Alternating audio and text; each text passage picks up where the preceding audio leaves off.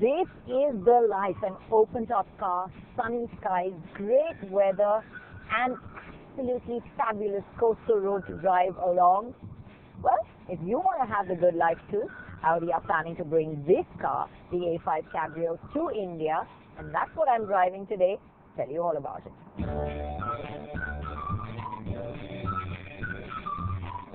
Though the sun was shining, a crisp, cold wind was whipping through the car, and I was glad for the seat warmer and the neck blower that was keeping me warm and toasty. With my hands behind the wheel and the awesome road unfurling in front of me, I settled in to find out the experience from behind the wheel.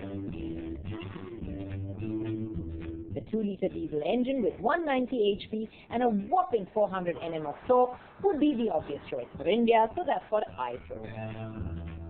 This diesel engine is so smooth, so refined, you barely hear it at all.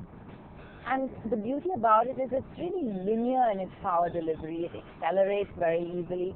And it's a 190 horsepower 2-liter diesel, but you never lack for power, gets up to speed easily, and you can cruise really comfortably.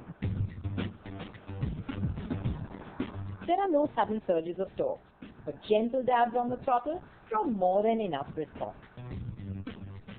The 7-speed S-tronic gearbox works smoothly and efficiently as well, keeping it within the power band. The leisurely manner of this engine gives it a claimed fuel efficiency figure of around 22 kilometers per liter, which is pretty impressive too. Just everything about this car has an easy manner to it. We also drove the 3-liter diesel for a bit, which offers up a lot more thrill factor. Extend your foot on the pedal of this one and you do get pinned to the back of your seat with big surges of torque propelling you forward in a smooth but quick manner. This engine too impresses on the refinement level. But after a short stint, it was back to the 2-liter variant, which was letting me enjoy this winding coastal road. Now, this car is all-wheel drive, so you do get a good sense of security and you can carve out corners pretty easily. But if you're expecting sporty and razor sharp, it's not that. It's more of a tourer and an easy cruiser. Having said that, the additional 40% of torsional stiffness in this version of the A5 makes it impressively stable-footed around corners for a car without a roof. Body control is good. You can carry a fair bit of speed into corners without a car. Now, of course, you have the various modes that you can set this car into. Comfort, when you select it on drive mode, it makes the car quite soft and, in fact, wallowy over undulating sections of road. And I prefer to set it in dynamic, which actually makes it a little bit firmer, stiffer, but settles it down better and even makes the handling a little sharper. The dynamic mode doesn't actually affect the ride quality too much as well. The only thing that didn't quite ensure me of the agility of the car was the steering. Though accurate, it felt overly light and disconnected from what was happening under the wheels, taking a little away from how well the car actually handles. Ride quality overall is pretty good. Set it in comfort and you won't have a thing to complain about. But pick up the pace and you'll definitely want it in dynamic because otherwise there's a bit too much of movement around. In comfort, even the worst of potholes really didn't unsettle the A5. But from behind the wheel, it makes the rear of the car feel a bit too soft, especially if you're dialing it around corners. However, for our city conditions, it would make this ride quality quite exceptional. Now, the beauty about this car is its versatility. If I'm at speeds below 50, all I need to do is press the button once, stay at a speed below 50, and the soft top will close itself. So I'm not distracted, don't have to take my eyes off the road, don't have to hold the button in place. I can just keep going. The one-touch roof button works well, bringing up the top in 15 seconds and down again in 18. And once that soft top is closed, you realize that it just doesn't feel like a soft top car because it is just so silent in here, so well insulated, shuts the world outside and keeps it outside.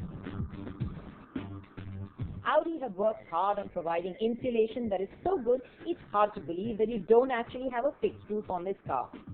In fact, this is one of the things that makes this car quite so special.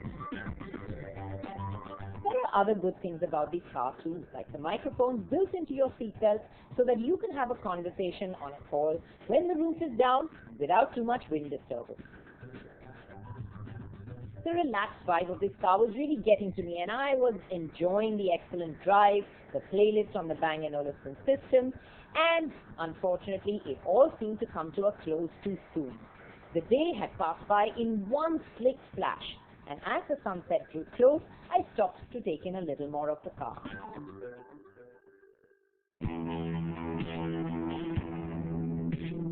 The interiors do spell quality, and the now familiar virtual cockpit gives it some sportiness. The new MMI touch tablet makes all the functions easy to flip through, and the Google Map and Google Earth views make the navigation map easy to read as well. Of course, there are a host of features, but we'll have to wait and see which ones make it to India. What makes this car additionally good for our conditions is the respectable 380-litre boot that doesn't lose too much when the roof is folded away, and it remains a good 320 litres of storage space. Of course, the fact that it's a four-seater makes it that much more practical, and the increased dimensions make the rear seat good enough for people my height and even a bit more.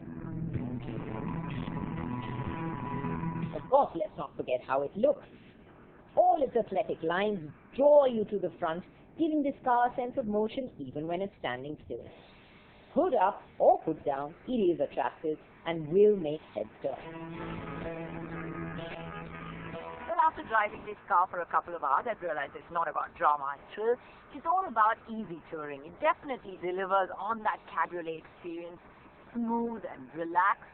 And apart from that, it's pretty practical and versatile too. With the top on, it feels well insulated and just doesn't feel like a soft-top car. And you have a reasonable size boot and you can fit 4 in. So this can be your everyday car as well. So if Audi are thinking on bringing this to India, I think they definitely should.